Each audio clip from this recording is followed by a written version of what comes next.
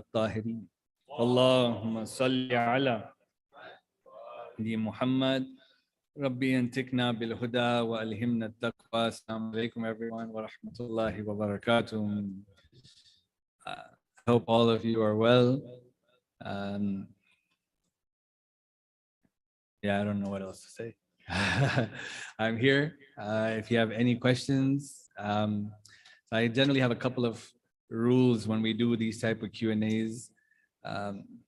If the community has an alim, a full-time alim, I don't like to then answer like jurisprudence questions, fiqhi questions, right?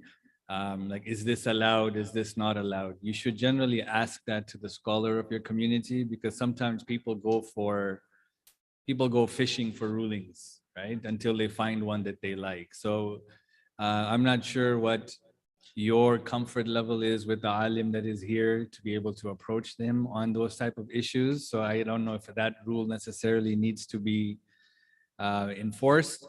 The second ruling is that thing is that more likely than not, I will not know the answer to your question. Yeah, more likely than not. And so you might hear, I don't know, from me. And the third point is that if you ask me a question, it's not my job to convince you of the answer. Yeah, if you don't accept the answer, that's kind of on you, not on me. Yeah, and so those are generally my main principles when it comes to Q&As and discussions. So besides that, I'm open to any type of questions. We are recording. Yeah, so you have to be super mindful of the type of questions we're asking, because if these things go online, I may get in trouble. Yeah, because it's a sensitive world that we live in, right? But keep that in mind. And if there is a need for those type of questions, then I'm really comfortable maybe coming back on another Friday when it's not being recorded to ask whatever you guys need to going through on a personal basis, right? So besides that, please go ahead. Yeah. Wa alaikum salam.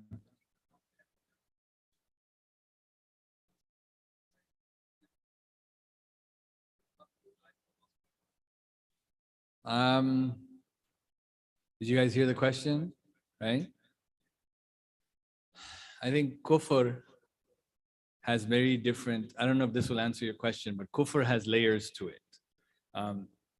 Kufr is a hadith from, I believe it's Amir al-Mu'mineen alayhi salam, where he describes kufr on 6 different levels.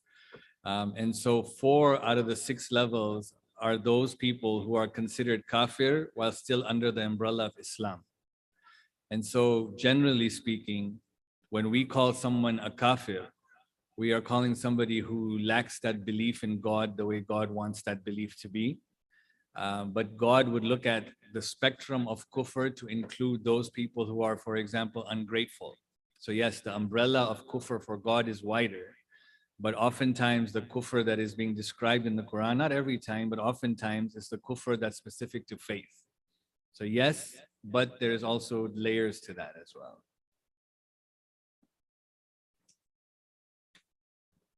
Yes.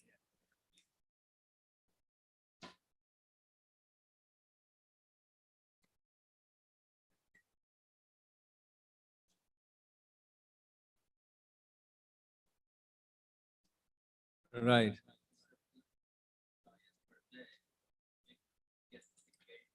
Yeah.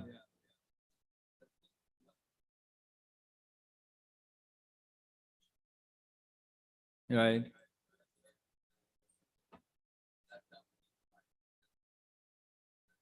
Yeah.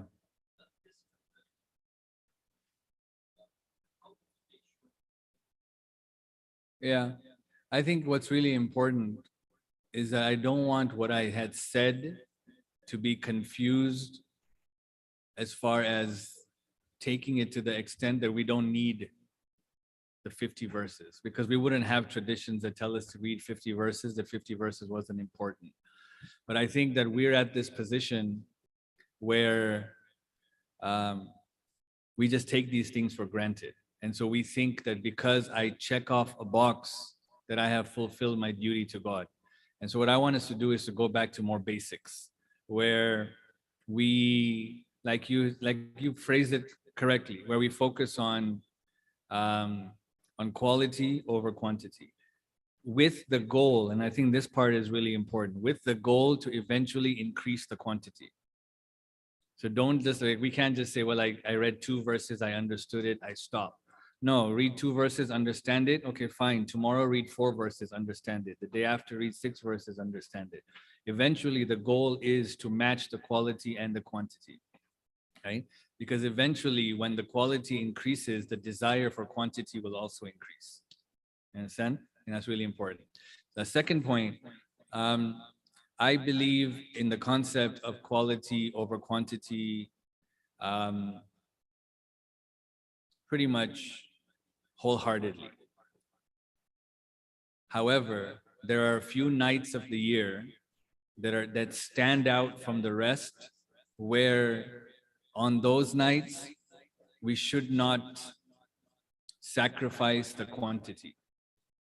Nights of Qadr fall into that category, where on the night of Qadr, even though I may not feel like reading all of these things, but the value of those things on that night is so great that we should not sacrifice that on that night because I don't feel like it. In other nights, yes, you can carry on and do as much as you feel like.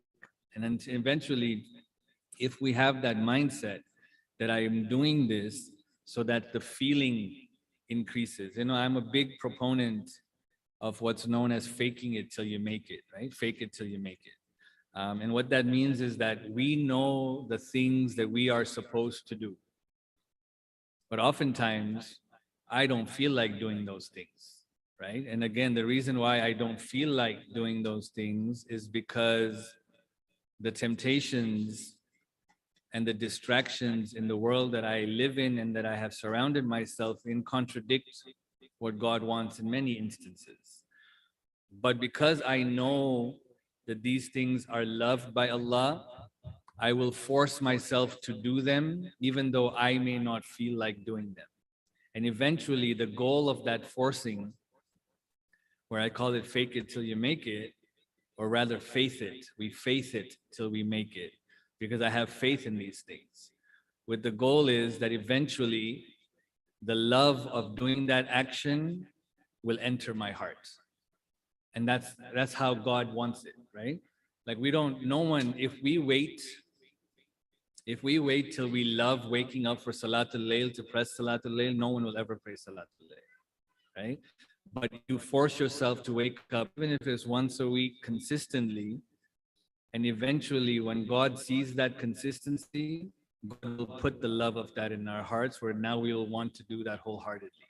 And that's the concept of working on the quality with the mindset that I want this to become a lifestyle for me, right?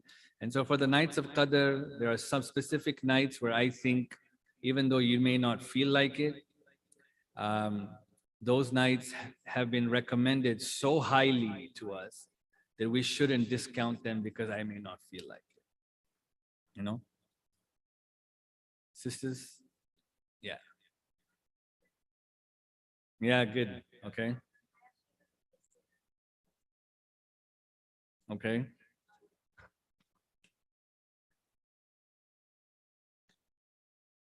Yeah. So evolution has different components to it, right? And you guys probably know this better than I do, that there is a part of evolution that says things evolve to meet the nature that they're surrounded in. Islam has no problems with that, right? Islam has no contradiction with that because science proves it. We can see that clearly. We've seen that happen to animals. We've seen that happen in our own practical lives, right? Like, because I'm in a specific environment, eventually my lifestyle meshes with that environment. It's not necessarily positive all the time, but it happens. So the concept of evolution from that perspective, that things evolve based on nature, Islam has no issues with that at all. Where Islam does not accept that evolution to say that we evolved from apes. Because Islam is very clear that the first human beings were Adam and Hawa, right?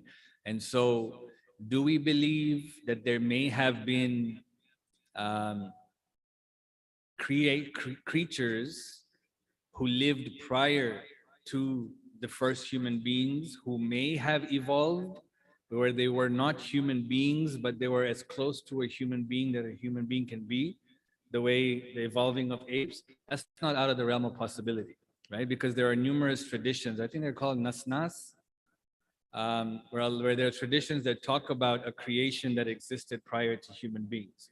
And that's part of the explanation, or one of the explanations, that when Allah created or said to the angels, He's going to create Adam, what did the angels say? That why will you put somebody who will spill blood on this earth? How do they know that? Because there existed another creation who maybe resembled a human being, but was still more ape-like than a human being who would spill blood, right?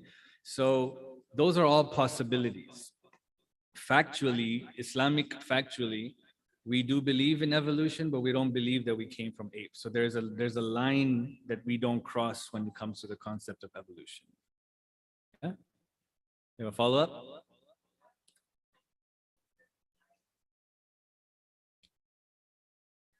Mm-hmm.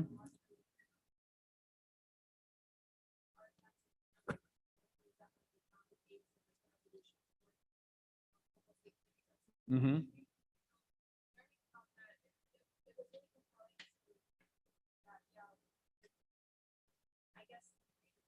Mm. So again, like just because we find skeletons and artifacts that denote some type of intellect and some type of features that are similar to a human being does not mean that they were human beings, right? And so, and that's how we would understand that Islamically. Because look, Islam's not going to deny, because it makes us look foolish, right? To say that the first human being came 6,000 years ago. Well, it's like we have skeletons that are millions of years old. We look dumb by saying that. You know what I mean? And so, again, there are different ways of understanding this. One way of understanding that, like we said, is that there were creatures prior to human beings that lived in this world and that maybe did go through evolution, and they reached the state where they had features that were similar to us, yet not full Homo sapien, but features very close. They had some level of intellect, because we see even animals have certain levels of intellect. And so no one's denying that those things had certain features that are resembling our skeleton. They had certain intellectual capabilities that would allow them to have certain creation that we can still admire. So Islam doesn't deny any of that.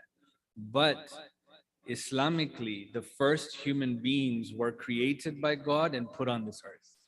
Like we have to be able to say that this is what Islam says and still accept a lot of these other things. We don't have to say that they crossed that line to become human beings. Allah kept them as they were and they evolved, but not to that extent where they were actual human beings, for example, you know. But the second way of looking at that as well is that we don't consider this Adam that Allah talks about in the Quran to be the first Adam, right? So our belief is, and there are traditions that point to this, is that there was Adam, all of creation, Allah ended creation, restarted creation.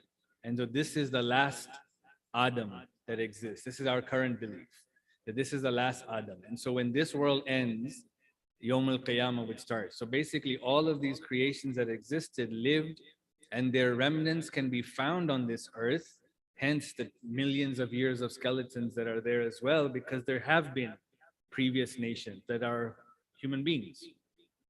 So in that, maybe, I don't know if that means that there was me who existed in the previous life. I don't know.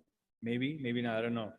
But we do believe that there have been multiple Adams, multiple prophets, multiple Imams, and then each time eventually that creation would come to an end and God would revive it.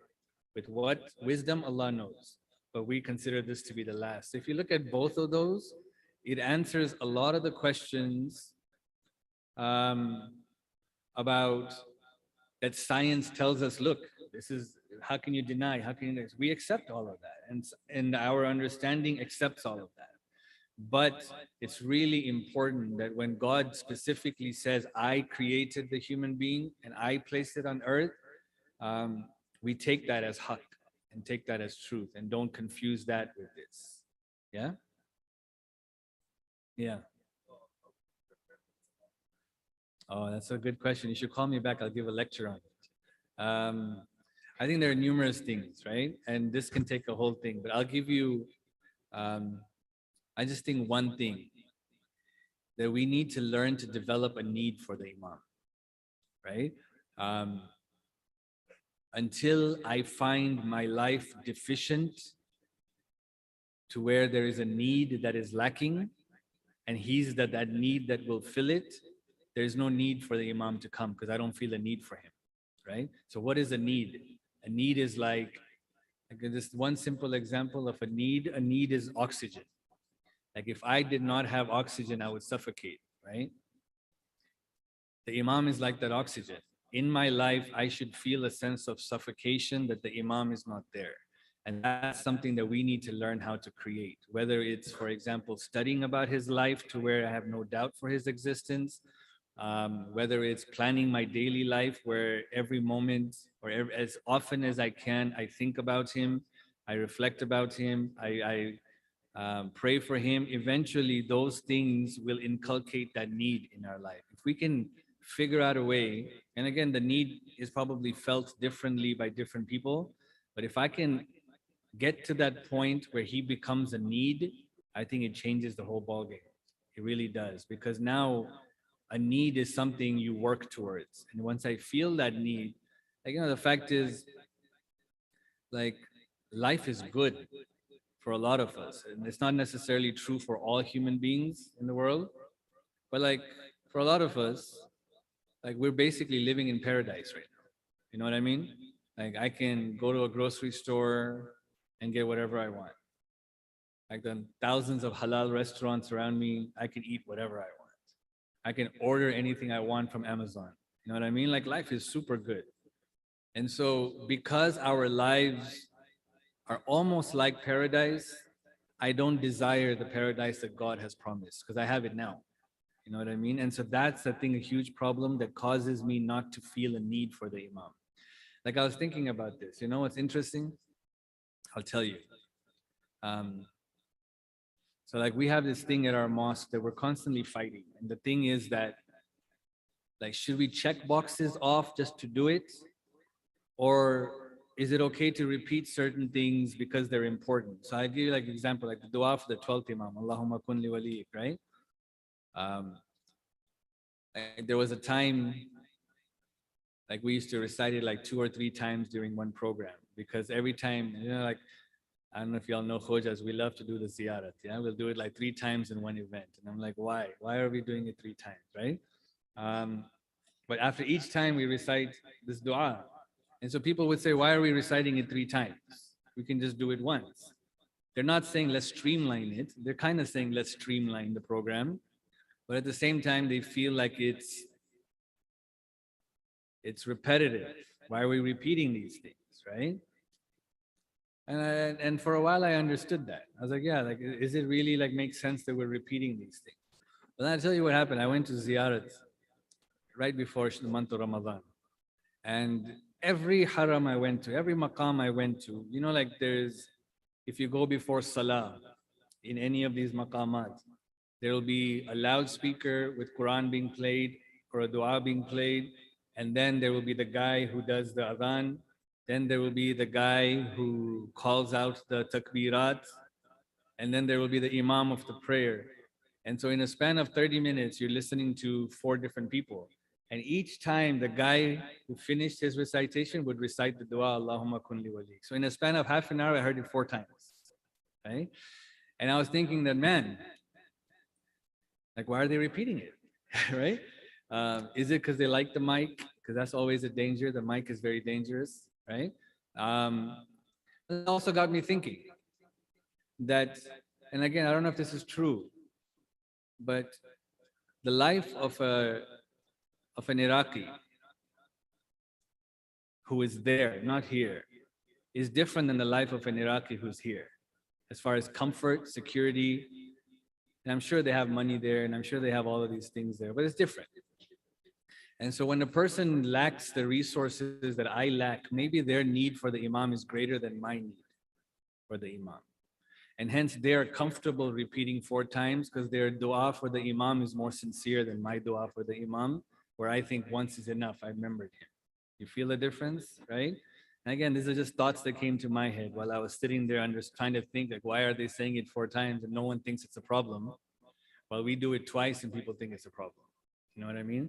And I think a lot of that has to do with our comfort level and the need for the Imam. Yeah? So it wasn't a short answer. You had a question.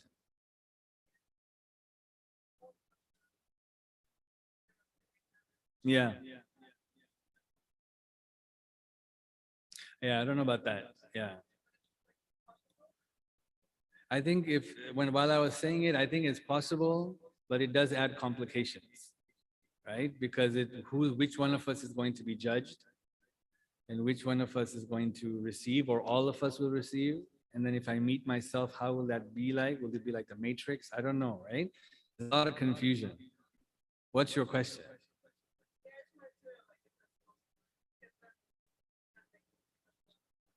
Like what? No, so it's not like Buddhism, where like you're being reincarnated. This is not a reincarnation. This is a fresh start each time. It has no bearing on me. So it could be, if we were to accept that there were multiple me's, that half will go to hell, half will go to heaven. Could be. I mean, it might be a different soul, same body. I don't know. It just adds a whole bunch of confusion. You know what I mean?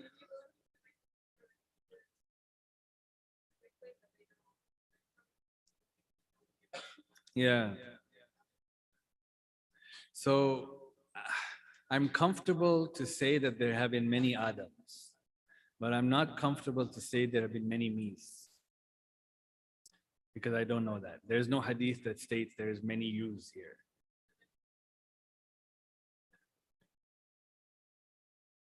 As long as we don't believe that it's reincarnation. If we're going to be able to separate that thinking from the fact that there is possible, then I'm okay with that. Ooh, yeah. You know what I mean? Yeah, yeah.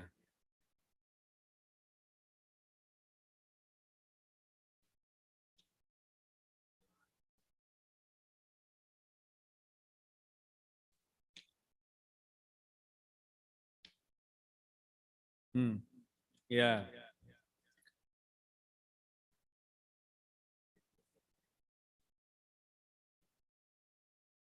yeah. You guys hear her question? No. So like around the fact that sometimes we make dua for the imam, but it's for us and not for him. And so it's something that like it's a selfish goal behind it. Is that what you're saying? Is that what the question is?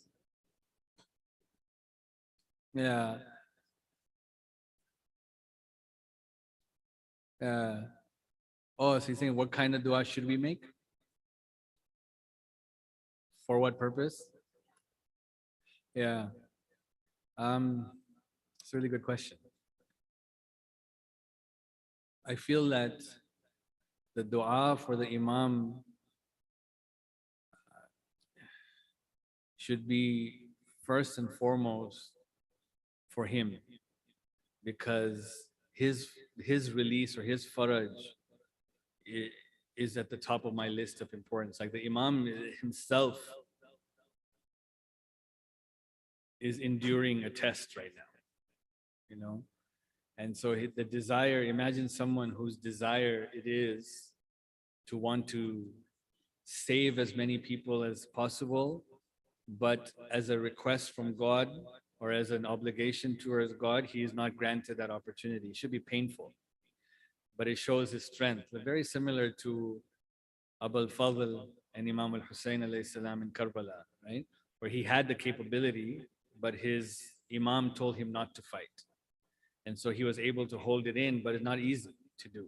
And similarly for the Imam. So the first dua is for the Imam, for his protection and for his, like, patience, well-being, and the release would actually be a form of blessing for him. And then obviously, like for us, right? I go back to this concept, man, there should be a need for the Imam, right? And what that need is? Like, the concept of imamat is very beautiful in Islam, right? So what makes an imam an imam? So like we believe that the imam, the concept of imamat is higher than the concept of nubuwa and risala, but not from the perspective of the 12, because we're talking about the concept of imamat, right? So the Prophet Muhammad sallallahu alaihi wasallam, Allahumma salli ala Muhammadin wa ali Muhammad, he's the greatest of the imams. Allah calls Nabi Ibrahim an imam, right? And so that's what we mean, the concept of imam. What makes the imam different than a rasul or a nabi is that a rasul or a nabi were given external abilities to guide. Okay, so they were given a sharia and they were brought to mankind for them to be guided, while the imams have been given internal guidance along with the external guidance. And what the internal guidance means is that the imam can look at a heart and know what to say, when to say it, and how to say it to have an impact on that person. That's called internal guidance. That's amazing. Yeah, that's amazing. And so, we always hear these stories where somebody would say something to the imam and the imam would say something and they believed. And you're like, man, I've tried that. No one's believing. Like, right? I've done that. No one's converting. It's because we didn't know when to say it, how to say it. The imams have that ability. And so if we understand that that's the maqam of an imam, that God has given them that ability, we should feel an absolute need for the imam. Because in my life, and I'm sure it applies to your lives, we're not bad people. You know what I mean? Like we follow what God wants, we do the wajib, we avoid the haram, but yet we still find ourselves stuck against a wall where I can't rise spiritually higher. And all I need is my imam to say the right thing at the right time for me to rise. And so my desire for that should be so strong that I could feel the need. So the second is for me. And the third is for others. What the promise of what the imam can accomplish and what he will do is so great that the number of people who are suffering in this world, it would bring an end to all that suffering. And so I should feel that pain. So I think there are like multi layers to that. You know what I mean? But we should be more holistic in our dua. Absolutely. Right? You had a question?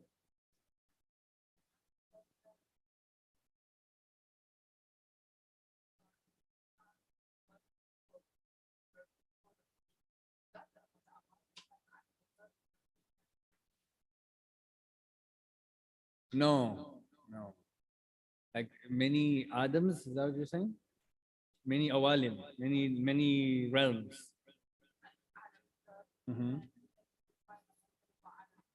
Yeah. No, in this world. That's where they're like, so when we say that there were many Adams, like Adams brought to this world. So not just in the other realms, but in this world. And so in that, yeah, so there would be more there, yeah, repetitive. And that would mean that in Barzakh there are multiple as well. So yes, it would carry forward in every realm.